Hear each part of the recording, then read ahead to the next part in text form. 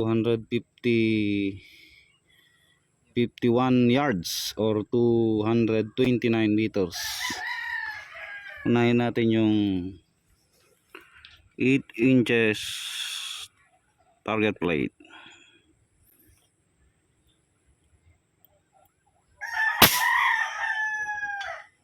Hit. Sunod natin yung 3 inches target plate sa tabi niya.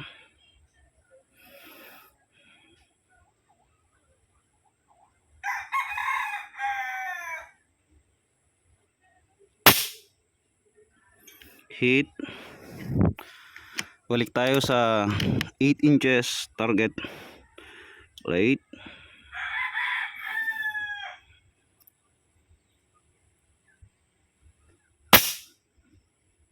Hit. Okay. Sunod dyan ay titignan natin yung range. Kasi yun yung mga request ng mga taga subaybay natin. I-range daw kung ilang meters yung totoo. Baka daw nagsisinungaling ako. Yan, tanggalin po natin yung camera sa sidecam. Yan pong gamit natin, Taurus receiver. Again mga ka-ergan, China Reg. Nakita nyo, natamaan natin yung 3 inches diameter po dun sa dulo. Ayun po. Marami po yung puno po yan, marami pong kanyan, maraming nakalagay na kahoy sa backstop natin. Tapos yung pinakadulong dulo po yun, libo-libo po yung range niyan po. Hindi kaya actually ng aking target, ng aking kon. Yan po, susubukan natin yung hirap hanapin na. Yung i-range natin yung distance niya. Okay, mahirap yata to. Ayan. Mayroon na yon. Okay, at least nasisilip natin konti. Click. Hindi makuha maigi. Yan, 251 yards. 251 yards. Ulitin natin. Magalaw yung kamay natin. 250. Sobra sa kape. Ayan, patong ko lang saglit tong uy, kumukulog na. Okay. Yan, 250. Nakapan. Hirap pala nito mga ka-ergan. 250. Hitin natin. Okay, 251. Yan tayo.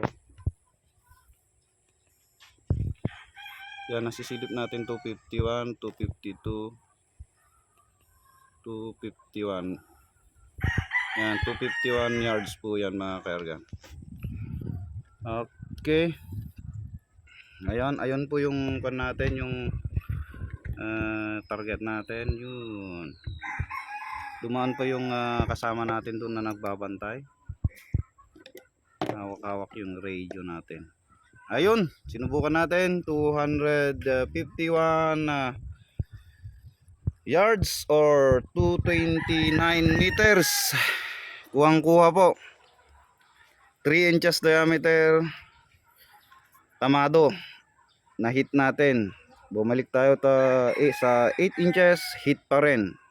Kaya yung mga specs ilalagay ko later on dito sa video.